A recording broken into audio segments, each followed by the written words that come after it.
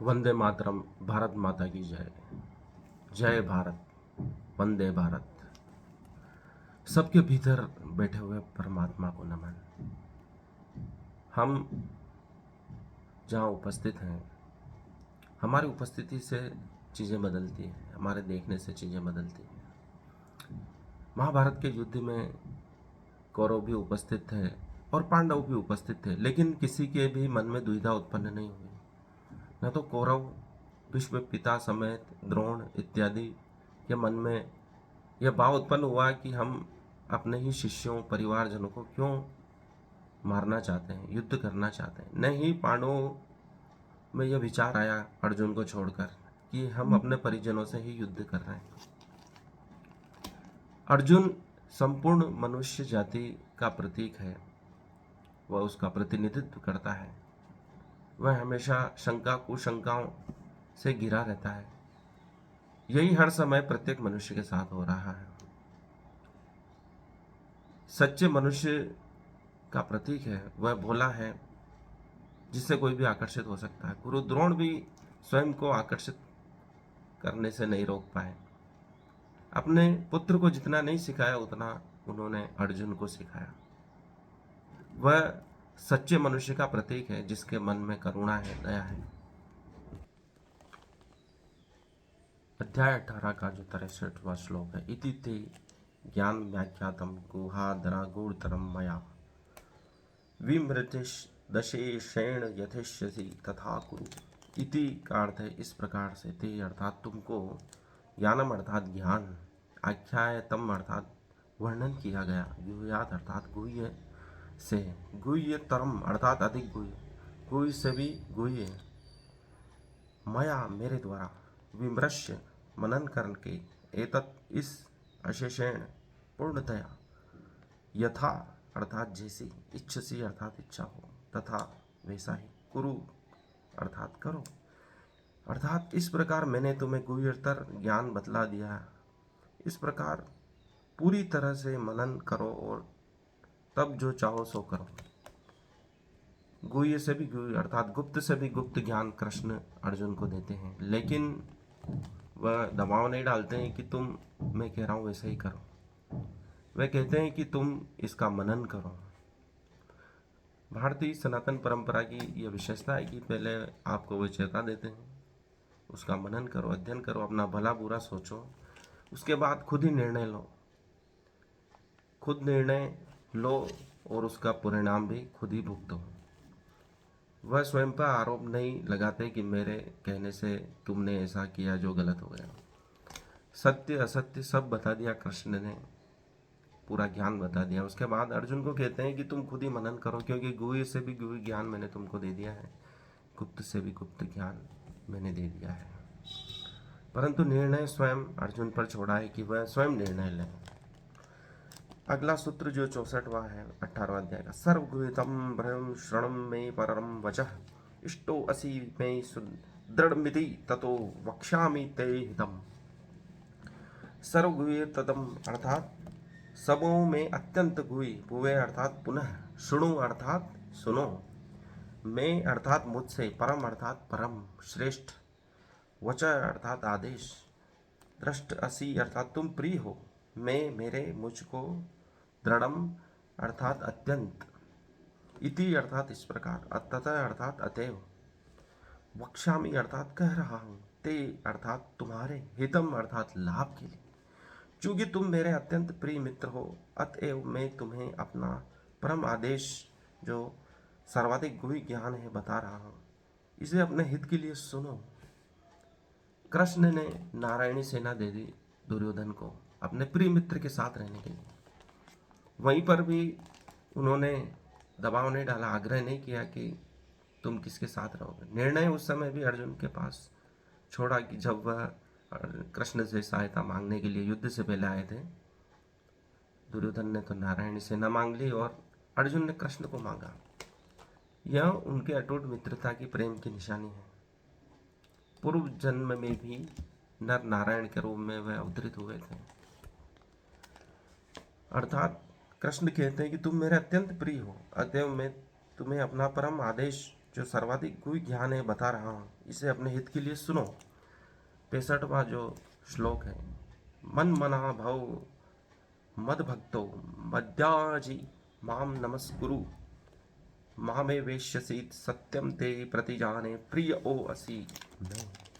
मत मना अर्थात मेरे विषय में सोचते हुए, भव अर्थात हो ओ, मत भक्त मेरा भक्त, मत वाजी अर्थात मेरा पूजक, माम अर्थात मुझको, नमस्कुरु अर्थात नमस्कार करो, माम मेरे पास, एव ही एव्यसी जाओगे आओगे, सत्यम सच सच, ते तुमसे प्रति जाने वायदा या प्रतिज्ञा करता हूँ, प्रिय प्रिय असी हो मैं मुझको। सदैव मेरा चिंतन करो अर्थात सदैव मेरा चिंतन करो, मेरे भक्त बनो, मेरी पूजा करो, मुझे नमस्कार करो। इस प्रकार तुम निश्चित रूप से मेरे पास आओगे। मैं तुम्हें वचन देता हूँ, क्योंकि तुम मेरे परम प्रिय मित्र हो। हम जिसका ध्यान करते हैं उसी को प्राप्त कर लेते हैं। यदि हम किसी लक्ष्य को बार बार सोचेंगे तो हम उसको अवश्य प्राप्त कर लेंगे। वैसे ही कृष्ण कह रहे हैं, यदि तुम मेरा ध्यान करते हो तो मुझको ही प्राप्त हो जाओगे, क्योंकि तुम मेरे प्रिय मित्र हो, इसलिए मैं तुम्हें यह ज्ञान दे रहा हूँ। और वे वचन भी देते हैं कि ऐसा निश्चित होगा। तुम मेरी पूजा करो अर्थात मेरे बारे में ही चिंतन करो। कृष्ण अर्थात सत्य परमात्मा स्वरूप है और वे सत्य का प्रतीक है, अर्थात सत्य का ही चिंतन करो, सत्य के ही भक्त बनो और सत्य के बारे में लगातार प्रयास करते रहो। अगला जो श्लोक है 66वां, सर्वधर्मान परित्यज्य मामेकम शरणम व्रज अहम त्वाम सर्व पापेभ्यो मोक्षयामि मा शुचः। सर्वधर्मान परित्यज्य मामेकम शरणम व्रज अहम त्वाम सर्व पापेभ्यो मोक्षयामि मा शुचः। कृष्ण बार बार अपनी शरण में आने के लिए कह रहे हैं। बिना शरण में जाए किसी का उद्धार नहीं हो सकता। सर्वधर्मान अर्थात समस्त प्रकार के धर्म, उद्योग, विभिन्न दिशाएं, प्रयास, मन में जो बार बार उठती हुई शंकाओं को छोड़कर, परित्यज्य अर्थात त्याग कर, माम अर्थात मेरी, एकम एकमात्र, शरणम अर्थात शरण में, व्रज आओ, अहम अर्थात मैं, त्वाम अर्थात तुमको, सर्व अर्थात समस्त, पापेभ्यो अर्थात पापों से, मोक्षयिष्यामि अर्थात उद्धार करूंगा, माँ मत, शुच अर्थात चिंता करो। भाव यह है, समस्त प्रकार के धर्मों का परित्याग करो और मेरी शरण में आ जाओ, मैं समस्त पापों से तुम्हारा उद्धार कर दूंगा, डरो मत। परमात्मा यह आश्वासन देते हैं कि जो भी पाप हो रहा है, अर्थात युद्ध में जो भी हताहत होंगे या पूर्व काल में जो तुम्हारे द्वारा वध किए गए जो पाप किए, उन सबको भी नष्ट कर देंगे। ये बहुत बड़ा आश्वासन है। हम पाप पुण्य के भय से बहुत सारे काम करने से डरते हैं, लेकिन कृष्ण ये शुद्ध आश्वासन दे रहे हैं, तू जो भी कर्म किया है सबको मैं पाप रहित कर दूंगा। कृष्ण पाप रहित ही नहीं करते, मनुष्य को पुण्य रहित भी कर देते हैं, अर्थात उसके मोक्ष की राह को सुगम कर देते हैं। यह शुद्ध आश्वासन अर्जुन को अवश्य प्रभावित किया होगा। भगवान ने अनेक प्रकार के ज्ञान तथा धर्म की विधियां बताई हैं। परम ब्रह्म का ज्ञान, परमात्मा का ज्ञान, अनेक प्रकार के आश्रमों तथा वर्णों का ज्ञान, संन्यास का ज्ञान, अनासक्ति, इंद्रिय तथा मन का संयम, ध्यान आदि का ज्ञान, उन्होंने अनेक प्रकार से नाना प्रकार के धर्मों का वर्णन किया। अब भगवत गीता का सार प्रस्तुत करते हुए भगवान कहते हैं, हे अर्जुन, अभी तक बताई गई सारी विद्या का परित्याग करके अब मेरी शरण में आ जाओ। इस शरणागति में वह समस्त पापों से बच जाएगा, क्योंकि भगवान स्वयं उसकी रक्षा का वचन दे रहे हैं। हरिविलास में भी आनुकूलस्य संकल्प प्रातिकूलस्य वर्जनम रक्षितैति विश्वासो गोप्रतत्वे वर्णम तथा आप निक्षेप कार्पणे षड विद्या शरणागति। हरि भक्ति विलास में 11.676 में कृष्ण शरण में आने की बात कही है। भक्ति योग के अनुसार मनुष्य को वही धर्म स्वीकार करना चाहिए जिससे अंततः भगवत भक्ति हो सके। पूरा ज्ञान देकर कृष्ण अर्जुन से यह कहते हैं, जितना भी ज्ञान पहले दिया उन सबको भी छोड़ दें। ये एक बहुत बड़ी बात है। हमारा पुराना ज्ञान जब तक हम छोड़ेंगे नहीं, नया नहीं प्राप्त कर सकते। क्योंकि कृष्ण देख रहे हैं कि जितना भी सिखाया जा रहा है उसके सिर के ऊपर से निकल रहा है, क्योंकि वह जिस दशा में, जिस स्थान पर, देश काल परिस्थिति में खड़ा है, उसके समझने में बाधा पड़ रही है।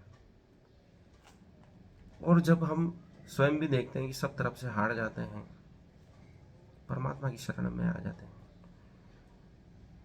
इसलिए हारे का सहारा बाबा खाटू श्याम कहा गया है कि आप सब तरफ से हार जाते हो, सब ज्ञान से हार जाते हो, भक्ति से हार जाते हो, भजन से हार जाते हो, ज्ञान से हार जाते हो, कर्मयोग से हार जाते हो, तो एक ही मार्ग बचता है, परमात्मा की शरण। और वह स्थिति आ गई है। अर्जुन कहीं कुछ समझ नहीं पा रहा है, विराट रूप से भी वह मोहित हो रहा है। तो कृष्ण कह रहे हैं कि तू सब छोड़ के मेरी शरण में आ जाए, तुम्हारे पाप पुण्य सब मैं ओढ़ लूंगा। जब इतनी बात कोई करता है तो एक चमत्कार होता है, मनुष्य को विश्वास हो जाता है कि ये जो कह रहे हैं वह सत्य है, वह शरण में आने को तैयार हो जाता है। सरसत्वा जो श्लोक है, इदम ते नापस्काय नापकाताय कदाचन न चाक्षुश्रुवे वाच्यम न च माम यो अभ्यसूयति। इदम अर्थात यह, ते तुम्हारे द्वारा, न कभी नहीं, अब कास्य असंयमी के लिए, न कभी नहीं, अब काय अवक्त के लिए, कदाचन किसी समय, न कभी नहीं, च भी अश्रुश्रु शवई जो भक्ति में रक्त नहीं है, वाच्यम अर्थात कहने के लिए, न कभी नहीं, च अर्थात भी, माम मेरे प्रति, यह जो अभ्यसूयति द्वेष करता है, अर्थात यह गुह्य ज्ञान उनको कभी भी नहीं बताया जाए जो न तो संयमी है, न एक निष्ठ है, न भक्ति में रत है, न ही उसे जो मुझसे द्वेष करता हो। कृष्ण ज्ञान को छुपाने की बात कर रहे हैं, तो उसका कारण यही कि यह ज्ञान मोक्ष भी दिला सकता है, और बहुत अति करने पर जो दुष्ट प्रवृत्ति के हैं अपनी दुष्टता को बढ़ा सकते हैं। इसलिए प्राचीन ज्ञान को छुपाया गया, उन्हें किलित किया गया। उसका कारण यही था कि बंदर के हाथ में अगर उस्तरा लग जाए तो वह स्वयं का ही विनाश कर सकता है। कहते हैं कि कुंडली अगर जागृत होकर असंयमित हो जाए तो वह उसी व्यक्ति का विनाश कर सकती है। इसलिए कृष्ण हर हाल में मनुष्य की रक्षा करना चाहते हैं, ज्ञान भी उन्हीं को देना चाहते हैं जो उसके योग्य हैं। यदि पायलट बनने का किसी को ज्ञान दिया जाए लेकिन वह उसमें सक्षम नहीं है, तो वह वायुयान उड़ाकर स्वयं का ही विनाश कर सकता है। इसलिए कृष्ण कहते हैं कि यह ज्ञान रॉकेट साइंस जैसा है, अगर किसी गलत व्यक्ति के हाथ में लग गया तो वह स्वयं का भी विनाश कर सकता है। 68वां जो श्लोक है, यह इदम परम गुह्यम भक्तमेषि विविष्यासि भक्तिम मक्तिम पराम कृत्वा मामेश्वर संशय। यह जो इदम, इस परम अत्यंत गुह्यम रहस्य को मत मेरे भक्तेषु भक्तों से अभिध्यास्यति कहता है, भक्तिम अर्थात भक्ति को, मई मुझको, पराम दिव्य कृत्वा करके, माम अर्थात मुझको, एवं निश्चय ही, इष्यति अर्थात प्राप्त होता है, असंशय, इसमें कोई संदेह नहीं। अर्थात जो व्यक्ति भक्तों को यह रहस्य बतलाता है वह शुद्ध भक्ति को प्राप्त करेगा और अंत में वह मेरे पास आ जाएगा। जो शुद्ध भक्त हैं उनको बताने से तो उनका उद्धार ही होगा, लेकिन गलत व्यक्ति जो समझना ही नहीं चाहते हैं वह आपका भी समय नष्ट करेंगे और आपको भी भ्रमित करेंगे। इसलिए ऐसे लोगों से दूर रहने के लिए कृष्ण कह रहे हैं, क्योंकि अथो जिज्ञासा से ही हमारे शास्त्र उपनिषद प्रारंभ होते हैं। जिनकी जिज्ञासा होगी वही प्रश्न का उत्तर प्राप्त करेगा।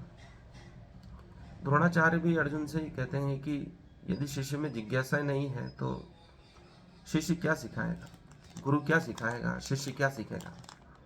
इसलिए वह अपने पुत्र अश्वत्थामा को सब ज्ञान नहीं सिखा सके, क्योंकि उसकी जिज्ञासा कहीं और थी। 59वां श्लोक जो है, न ज तस्मान नेषु कश्चिसे प्रिय कृतमः भविता न ज में तस्मान दंत प्रियतरो भुवि, न कभी नहीं, च यथा तथा तस्मान उसकी अपेक्षा मनुष्येषु मनुष्यों में कश्चित कोई मैं मुझको प्रियकृतमः अत्यंत प्रिय भविता होगा, न तो, च तथा मैं मुझको तस्मात् उसकी अपेक्षा उससे अन्य कोई दूसरा प्रिय तरह अधिक प्रिय भुवि इस संसार में, अर्थात इस संसार में उसकी अपेक्षा कोई अन्य सेवक न तो मुझे अधिक प्रिय है और न ही कभी होगा। जो इस ज्ञान को उचित लोगों को देता है तो वह कृष्ण के लिए अत्यंत प्रिय व्यक्ति हो जाता है। अर्थात ज्ञान को विस्तार भी करना है लेकिन योग्य लोगों के लिए। 70वां जो श्लोक है वह कहता है अध्यस्यते च य इमं धर्म्यं संवादमावयोः ज्ञानयेन तेन्मास्तिष्ठ सर्वमिति ते मति। अध्यस्य अर्थात अध्ययन या पाठ करेगा, च भी का यह जो इमं इस धर्म से पवित्र संवादम वार्तालाप या संवाद को आवयो हम दोनों के ज्ञान रूपी यज्ञेन यज्ञ से तेन उसके द्वारा अहम मैं इष्ट पूजिता श्याम होऊंगा इति इस प्रकार मैं मेरा मति यदाता मत और मैं घोषित करता हूँ कि जो हमारे इस पवित्र संवाद का अध्ययन करता है वह अपनी बुद्धि से मेरी तरह पूजा करता है। यह ज्ञान योग कर्म योग का संपूर्ण हमारे जो सनातन धर्म का सार है गीता, इसका जो अध्ययन करता है वह एक प्रकार से परमात्मा की ही पूजा कर रहा है, क्योंकि वह शुद्ध बुद्धि को प्राप्त कर रहा है, श्रेष्ठ भावनाओं को प्राप्त कर रहा है, सादा जीवन उच्च विचार को प्राप्त कर रहा है। क्योंकि परमात्मा का मुख्य लक्ष्य यही है कि मनुष्य श्रेष्ठ विचारों को धारण करें। श्रेष्ठ विचार होंगे तो मनुष्य श्रेष्ठ कर्म करेंगे, क्योंकि विचार ही कर्म में बदलते हैं। यदि आपकी भावनाएं श्रेष्ठ है, मंत्रों का उच्चारण का तात्पर्य भी यही है कि आप श्रेष्ठ भावना से युक्त हो देवताओं का आह्वान करें, अपने लक्ष्य को प्राप्त करें, ताकि आप में इतनी सकारात्मकता आ जाए कि वह लक्ष्य आपको प्राप्त हो ही जाए, संपूर्ण प्रकृति आपका सहयोग करे।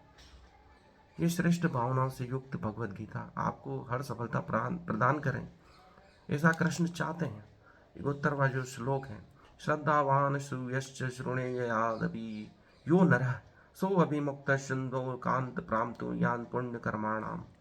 श्रद्धावान अर्थात श्रद्धालु, अनसूय द्वेष रहित, च तथा शृणुयाद अर्थात सुनता है, अपि निश्चय ही, यह अर्थात जो, नर अर्थात मनुष्य, स अर्थात यह, अपि भी, मुक्त अर्थात मुक्त होकर, शुभान अर्थात शुभ, लोकान अर्थात लोकों को, प्राप्त अर्थात प्राप्त करता है, पुण्य कर्माणाम पुण्यात्माओं को, अर्थात जो श्रद्धा समेत तथा श्लेष रहित होकर इसे सुनता है वह सारे पापों से मुक्त हो जाता है और उन शुभ लोगों को प्राप्त होता है जो पुण्य आत्माएं निवास करती हैं। अर्थात हम श्रेष्ठ बातों को सुनेंगे, श्रेष्ठ पठन पाठन करेंगे, सुनाएंगे, इसके लिए प्रेरित करेंगे तो हमारा भी उद्धार होना निश्चित है। कृष्ण यही बात पूरी गीता के अध्ययन में वार्तालाप में अर्जुन को समझा रहे हैं कि तू श्रेष्ठ भावनाओं से युक्त हो और कर्म कर। यदि हम श्रेष्ठ भावनाओं से युक्त होकर कर्म करेंगे तो हमारा आगे का जीवन भी श्रेष्ठ ही होगा, क्योंकि एक ही क्षण दूसरे क्षण को आंदोलित करता है। ये ठीक वैसे ही जैसे विद्युत का प्रवाह एक इलेक्ट्रॉन से दूसरे इलेक्ट्रॉन में होगा। यदि एक इलेक्ट्रॉन में विद्युत आवेश नहीं है तो वो दूसरे को भी नहीं दे पाएगा। यदि आपके इस क्षण में खुशी नहीं है तो वह अगले क्षण को भी खुशी नहीं दे पाएगा। इसलिए प्रत्येक क्षण में आनंदित होने का प्रयास करें। कृष्ण यही चाहते हैं। यदि आप अभी इसी क्षण परमात्मा को उपलब्ध हो जाते हैं तो आपके अगले जीवन में भी परमात्मा साथ होगा। वह खुशी आनंद दिव्य लोग आपके साथ होंगे, ऐसा कृष्ण कहते हैं पूरी मानव जाति को अर्जुन समेत। 72वां जो श्लोक है, कश्चिदेश्चोपार्थ त्विक्काग्रेण चेतसा कश्चित् ज्ञान सम्मोह प्रशस्ते धनंजय। कश्चित् क्या एतत् यह श्रुतुम सुना गया, पार्थ है प्रतापुत्र अर्जुन, त्वया तुम्हारे द्वारा एक अग्रेण एकाग्र होकर, चेतसा अर्थात मन से, कश्चित क्या अज्ञान का सम्मोह मोह भ्रम प्रष्ट दूर हो गया, ते तुम्हारा धनंजय, हे संपत्ति के विजेता अर्जुन, अर्थात हे प्रतापुत्र, हे धनंजय, क्या तुमने इस शास्त्र को एकाग्र चित्त होकर सुना और क्या अब तुम्हारा अज्ञान या मोह दूर हो गया, ऐसा कृष्ण अर्जुन से कहते हैं। अर्जुन उवाच, अब अर्जुन बोलता है 73वें श्लोक में, तष्टो मोह स्मृतिर्लब्धा तत्प्रसादात् कांतामच्युत स्थितोऽस्मि गत संदेह करिष्यते वचनम तव। अर्थात अर्जुन ने कहा, हे कृष्ण, हे अच्युत, अब मेरा मोह दूर हो गया, आपके अनुग्रह से मुझे मेरी स्मरण शक्ति वापस मिल गई। अब मैं संशय रहित तथा दृढ़ हूँ और आपके आदेशानुसार कर्म करने के लिए उद्यत हूँ। अर्जुन उवाच अर्थात अर्जुन ने कहा, नष्ट अर्थात दूर हुआ मोह मोह, स्मृति स्मरण शक्ति लब्धात पुनः प्राप्त हो गई।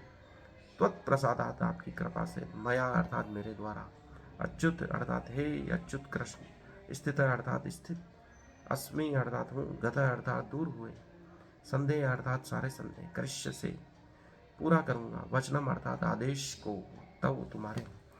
चमुत्तरवा जो श्लोक है, इदम वासुदेवस्य पार्थस्य च महात्मनः संवाद में श्रोण श्रुतम रोमहर्षणम।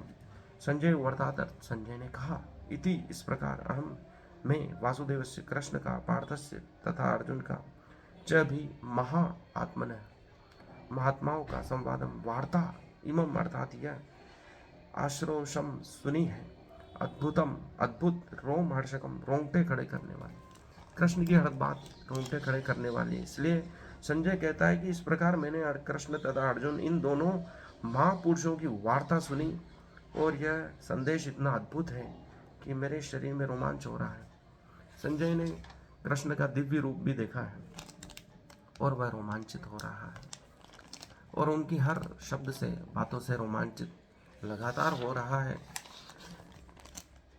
व्यास प्राच्याश्रय देव ने गुव्यम हम परम योगम योगेश्वर कृष्णात् कथय स्वयं। अर्थात व्यास की कृपा से मैंने यह परम गुह्य बातें साक्षात योगेश्वर कृष्ण के मुख से अर्जुन के प्रति कही जाती हुई सुनी। संजय कह रहे हैं कि मैंने व्यास ऋषि के दिव्य दृष्टि देने से यह बातें सुनी और आपको कही है। 76वां जो श्लोक है, राजस्यम संस्कृत संवाद मिमदम भ्रतम केशव अर्जुनम पुण्यम हश्यामि जय मुर्द। हे राजन, जब मैं कृष्ण तथा अर्जुन के मध्य हुई इस आश्चर्यजनक तथा पवित्र वार्ता का बारंबार स्मरण करता हूँ तो प्रतिक्षण आह्लाद से गदगद हो उठता हूँ। अर्थात यह संवाद इतना आनंददायक था। ये 76 श्लोक में संजय धृतराष्ट्र कहते हैं कि मैं बार बार स्मरण मात्र से ही गदगद हो रहा हूँ, प्रसन्न हो रहा हूँ। 77वां जो श्लोक है, तंच संस्कृत संस्मृत रूप मृत्युम हरे विमस्यो हे महान राजा नश्यमी च पुनः पुनः।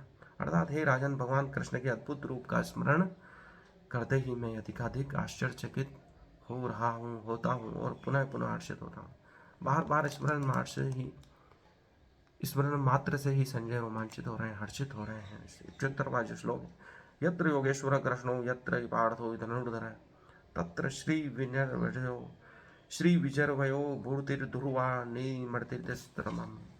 अर्थात जहाँ योगेश्वर कृष्ण है, जहाँ परम धनुर्धर अर्जुन है, वहीं ऐश्वर्य है, विजय है, अलौकिक शक्ति तथा नीति भी निश्चित रूप से रहती है, ऐसा मेरा मत है।